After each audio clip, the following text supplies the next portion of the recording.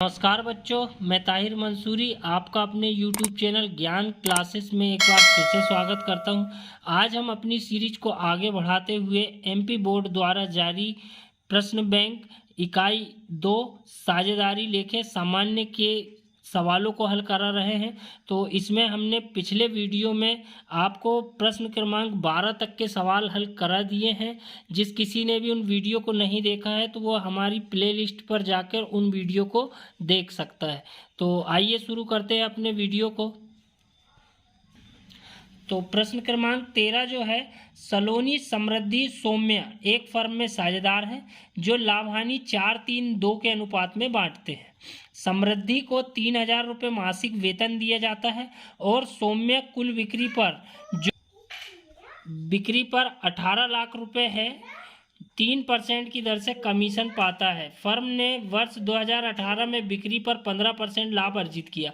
साझेदारों में लाभ विभाजन के लिए पंजी प्रविष्टि कीजिए। तो लाभ हानि के लिए सबसे पहले हमें पंजी प्रविष्टि के लिए हमें सबसे पहले लाभ हानि नियोजन खाता बनाना पड़ेगा। तो उसके लिए हमें इसकी कुल बिक्री पर जो लाभ दिया है, लाभ जो है वो 15% है, वो निकालना पड़ेगा। तो हम इसे पहले रफ में बताएंगे कि कैसे निकालेंगे। तो हमें जो बिक्री दी गई है वो टोटल दी गई है 18 लाख रुपए। 18 लाख का 15%, 2 शून्य से ये 2 शून्य कट जाएंगे। 15 शून्य शून्य, 15 शून्य शून्य और 15 शून्य शून्य, 15 अट्ठे 120 का शून्य हासिल के 12, 15 एकम 15 और 12 27। अर्थात जो लाभ दिया रहेगा वो हमें 2,70,000 रुपये दिया रहेगा, निकाल लेंगे। तो यहाँ पर अब हम सवाल की ओर आएंगे। तो सवाल जो है, लाभ हानि खाता 31 दिसंबर 2018 को समाप्त होने वाले वर्ष के लिए। तो सबसे पहले हम इसे लाभ लिखेंगे। तो लाभ भी लिख सकते हैं और शेष लाया गया भी लिखा जा सकता है। तो यहाँ पर हमें जो लाभ आया है वो आया है 2,70,000 रुपये, ये हमें लाभ दिया गया है। इसके बाद हमें जो है वेतन दिया गया है। वेतन जो है 3,000 रुपये मासिक समृद्धि को मिलता है। तो यहाँ पर वेतन जो है हम निकालेंगे। वेतन की एंट्री डेबिट पक्ष में होती है जो कि समृद्धि को मिल रहा है।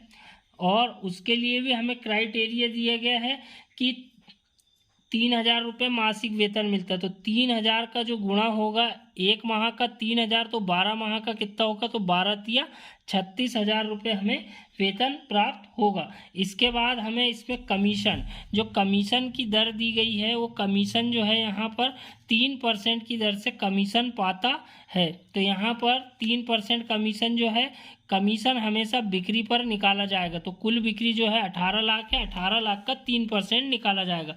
तो हम यहाँ पर उसे रफ में करेंगे। पहले 18 लाख का 3/100। तो यहाँ 2 शून्य से 2 शून्य कट जाएंगे, 3 शून्य के 3 शून्य और 18 तिया होता है 54,000। तो इस प्रकार से कमीशन जो रहेगा वो समृद्धि सौम्या कुल बिक्री पर 3% कमीशन पाती है। तो कमीशन जो है वो किसको मिलेगा, सौम्या को। तो सौम्या का 54,000 रुपये कमीशन आएगा। इसके बाद हमें इस पर कोई एंट्री दी नहीं गई है तो हम इस पक्ष का योग लगा देंगे, क्योंकि इस पक्ष का योग जो है वो ज़्यादा आएगा। तो यहाँ पर इसका जो योग है वो आएगा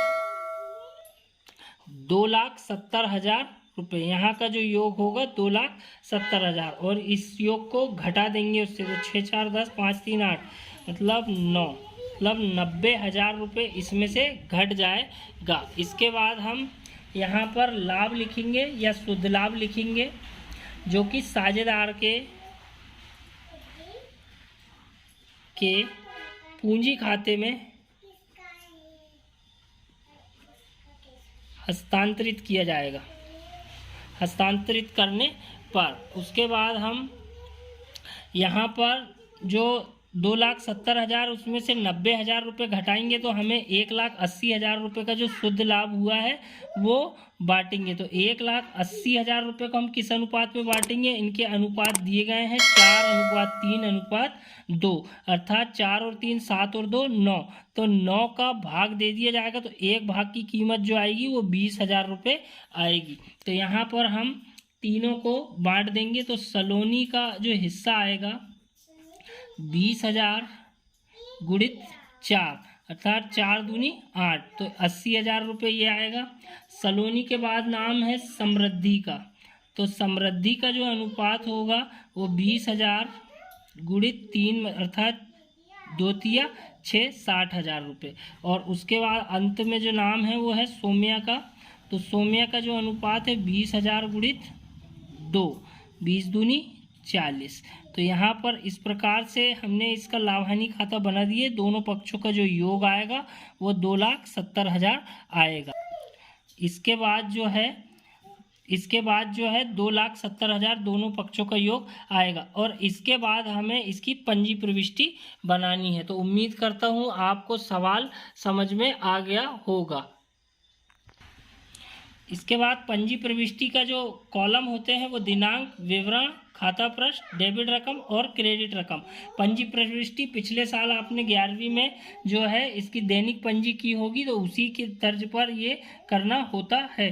तो सबसे पहले हम यहाँ पर लिखेंगे लाभ हानि खाता डेबिट, लाभ हानि खाता डेबिट।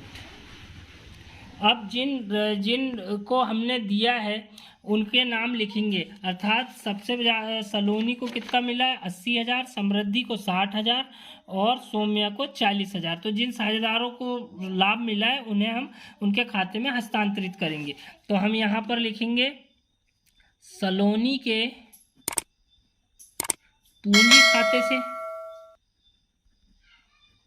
और सलोनी के बाद है समृद्धि, तो हम लिखेंगे समृद्धि के पूंजी खाते से,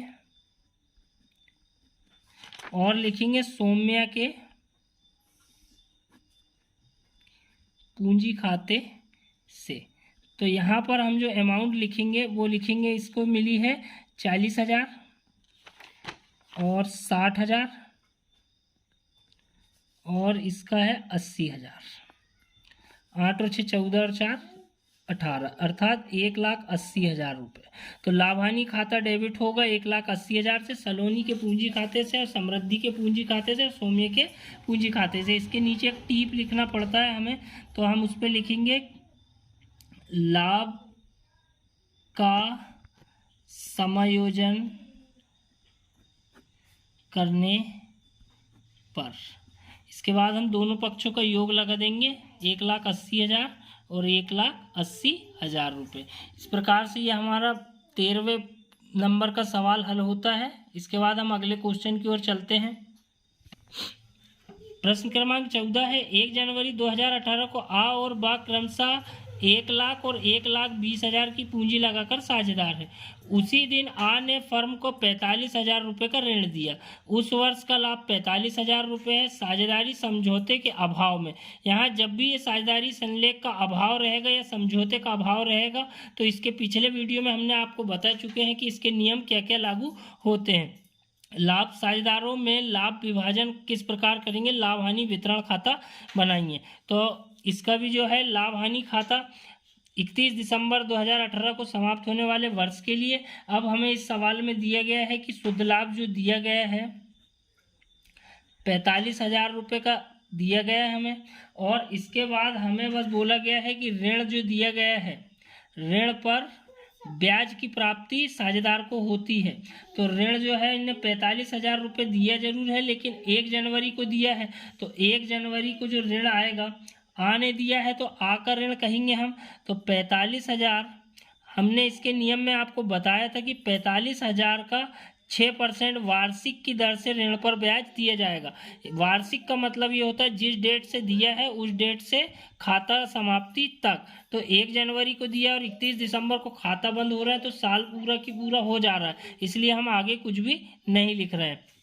तो यहाँ पर हम 6 शून्य 6 पंचे 30 और 6 चौ 24 और 3 27, तो 2700 रुपये जो है वो हमें ऋण पर ब्याज आएगा। इसके बाद हम जो बाकी लाभ रहेगा उसे हम बांटेंगे। तो 45,000 रुपये में से 2700 रुपये हम घटा देंगे जो कि लाभ रहा है। तो लाभ जो है 4500 रुपये घटाने के बाद आएगा लाभ साझेदार के पूंजी खाते में हस्तांतरित करने पर।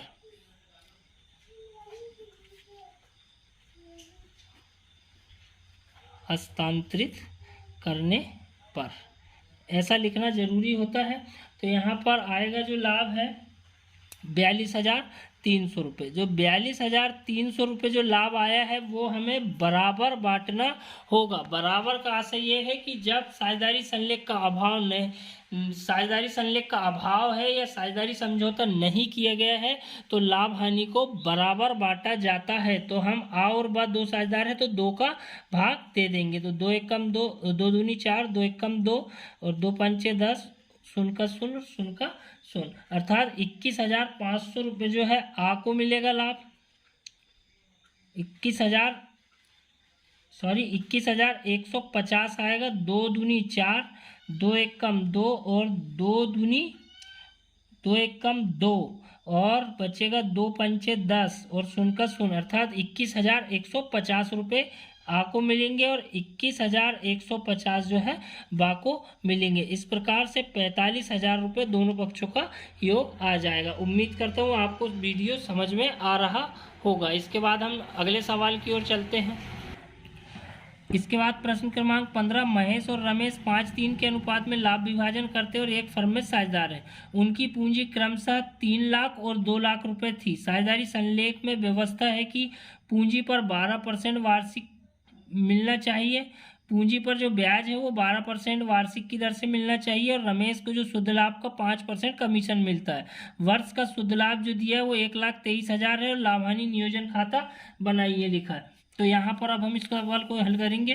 तो यहाँ पर सबसे पहले हमें जो शुद्ध लाभ दिया है हम उसको लिखेंगे शुद्ध लाभ 1,23,000 रुपये। इसके बाद पूंजी पर ब्याज, तो पूंजी पर ब्याज, यहाँ पर महेश की जो पूंजी है वो हम देख लेंगे 2 लाख रुपए महेश की पूंजी है, 3 लाख रुपए महेश की पूंजी है। 3 लाख का 12% निकाला जाएगा तो 12 तिया 36,000 रुपये महेश की पूंजी और रमेश की जो पूंजी है वो 2 लाख रुपए आएगा। तो 2 लाख का 12/100% का 100 लगाते तो 12 दूनी 24, अर्थात पूंजी पर जो ब्याज होगा वो रमेश को 24,000 मिलेगा और महेश को पूंजी पर ब्याज 36,000 रुपये मिलेगा। अब हमें कमीशन की गणना करनी है।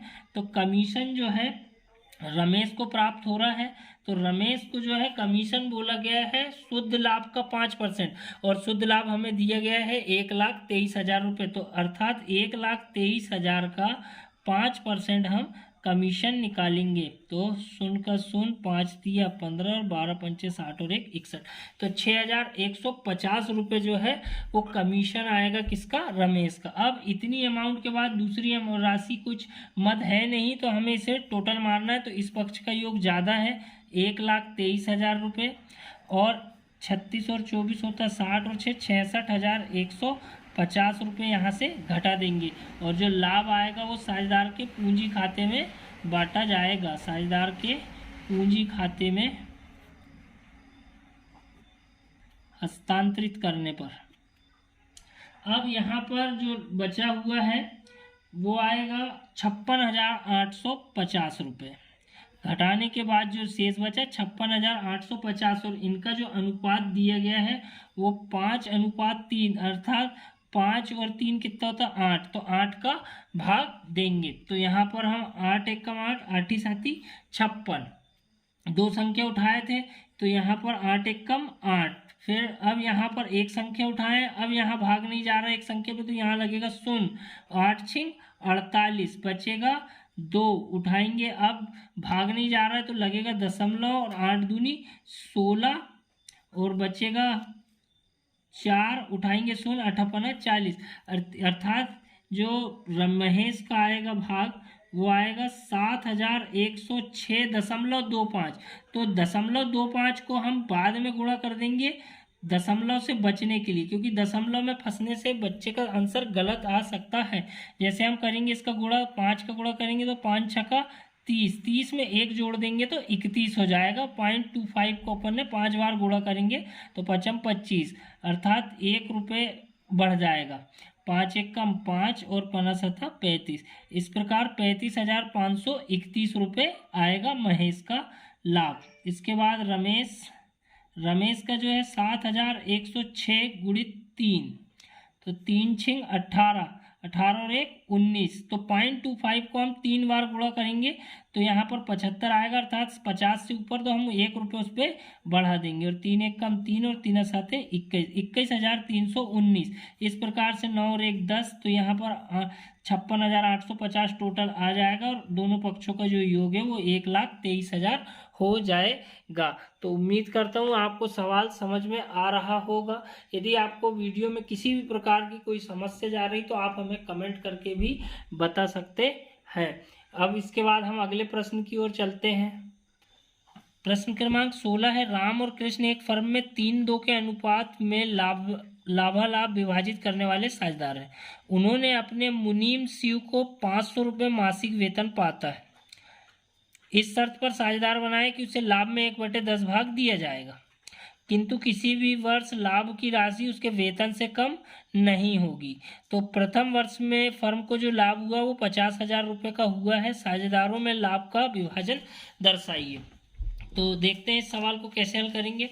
तो प्रैक्टिकल क्रमांक 16, लाभ हानि खाता 31 मार्च को समाप्त होने वाले वर्ष के लिए। तो हमें यहाँ पर सबसे पहले जो लाभ दिया है वो लाभ लिखेंगे हम 50,000 रुपये। उसके बाद मुनीम शिव को जो है वो वेतन दिया जा रहा है, तो वेतन मुनीम शिव 500 रुपये प्रति माह है। तो 500 का गुणा हम 12 में करेंगे, अर्थात 12 माह का कितना होगा, तो 12 पंचे 60, 6,000 रुपये। अब यहाँ पर 50,000 का टोटल आ जाएगा, इसके बाद कोई मद इसमें नहीं है। तो यहाँ पर 50,000 का 50,000, 50,000 में 6,000 रुपये जो है हम उसे घटा देंगे, तो यह जो आएगा वो लाभ हम साझेदार के पूंजी खाते में बांटेंगे। लाभ साझेदार के पूंजी खाते में हस्तांतरित करने पर, तो यहाँ पर 44,000 रुपये जो है वो लाभ आया। अब ये लाभ में से हमें बताया गया है कि इसमें अन्य साझेदारों ने उन्होंने अपने मुनीम शिव को 500 रुपये वेतन इस शर्त पर साझेदार बनाए कि लाभ में 1/10 भाग दिया जाएगा, किंतु किसी भी वर्ष लाभ की राशि वेतन से कम नहीं होनी चाहिए। अब यहाँ पर वेतन जो है हमें मालूम है कि 6,000 रुपये। अब हम इसमें लाभ निकालेंगे तो 1/10, अब मैं इसे रफ में बताना चाहूँगा कि 44,000 का 1/10 भाग निकाला जाएगा, तो जो है 4400 रुपये केवल लाभ आ रहा है किसका, मुनीम का। लेकिन उसमें क्वेश्चन में बोल दिया गया है कि वेतन से कम नहीं होना चाहिए, और वेतन कितना है, 6,000 रुपये, अर्थात जो 1,600 रुपये कम पड़ रहे हैं, 1,600 रुपये जो है मुनीम शिव के खाते के लिए कम पड़ रहे हैं, तो वो कौन देगा, वो अन्य साझेदार उनके पूंजी के अनुपात में बांटेंगे। तो यहाँ पर अब हम इसे बांटेंगे, तो 44,000 में हम सबसे पहले तो पूंजी 44,400 में से 4,400 रुपये जो है हम मुनीम शिव का हिस्सा घटा देंगे, तो ये आएगा हमारा 39,600 रुपये। ये 39,600 जो लाभ रहेगा ये अन्य साझेदारों में बांटा जाएगा। लेकिन यहाँ पर 44,000 में 4,400 रुपये में 1,600 रुपये जो है वो मुनीम शिव को देना होगा, जो अन्य साझेदारों द्वारा जो गारंटी दी गई है उसमें उसे देना होगा। तो यहाँ पर हम 39,600 रुपये, 39,600 में जो उनका अनुपात दिया गया है वो 3:2 दिया गया है। 5 का भाग देकर 1 भाग की कीमत निकालेंगे, तो 5 5 35 बचा 4 उठाएंगे, 5 9 45 बचा 1 उठाएंगे 0, 5 दूनी 10, अर्थात 7,920 रुपये का 1 भाग आएगा। तो 7,920 गुणित 3 और 7,920 गुणित 2, तो यहाँ पर जो आएगा 23,760, और 7,920 का गुणा करेंगे 2 में तो 15,840 आएगा। लेकिन जो 1,600 रुपये की हानि जो अन्य साझेदारों द्वारा गारंटी दी गई है मुनीम शिव को देने के लिए, तो वो भी 3:2 के अनुपात में दी जाएगी। तो 3 और 2 5 होता है, तो 1,600 में 5 का भाग देंगे, तो 5 या 15 और 5 दूनी 10। इस प्रकार से 320 रुपये का एक भाग आएगा। तो 320 का गुणा हम 3 में करेंगे और 320 का गुणा हम 2 में करेंगे। तो 320 का गुणा जब हम 3 में करेंगे तो आएगा 960 रुपये, जो कि सबसे पहले नंबर का जो साझेदार है राम के पूंजी खाते से घटाई जाएगी, अर्थात 23,760 में से 960 रुपये घटाया जाएगा। और उसके बाद दूसरे साझेदार का जो नाम है वो है कृष्ण के खाते में 15,840 और 320 गुणित 2 करेंगे तो 640 रुपये उसके खाते से घटाया जाएगा, अर्थात 15,840 में 640 रुपये घटा देंगे। तो अब इस सवाल को हम जमा देंगे। तो इस प्रकार से हम जमाएंगे इसे कि लाभ जो आया है टोटल 39,600 में से यहाँ पर हम डायरेक्ट लाभ को जमा दे रहे हैं। तो राम का जो है टोटल आया है 23,760 में से 960 रुपये जो है वो घटा दिया जाएगा, तो आएगा 22,800 रुपये। और कृष्ण की जो है 15,840 रुपये में से घटाया जाएगा 640 रुपये, अर्थात आएगा 15,200 रुपये। और जो मुनीम शिव के खाते में जो है वो 4,400 धन, यहाँ पर हम 960 रुपये जो राम द्वारा दिए गए हैं और 640 रुपये जो है वो कृष्ण द्वारा दिए गए हैं। इस प्रकार से टोटल 6,000 रुपये की अमाउंट आएगी। इस प्रकार से दोनों पक्षों का जो योग है वो 50,000 रुपये है।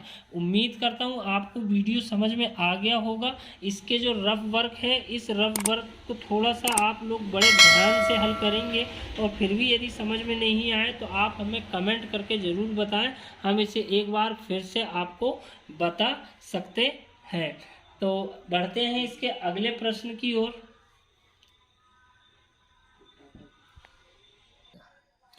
इसके अन्य 3 जो सवाल बचे हुए हैं 17, 18 और 19, इसे हम अगले वीडियो में बताएंगे, क्योंकि वीडियो बहुत लंबा हो रहा है।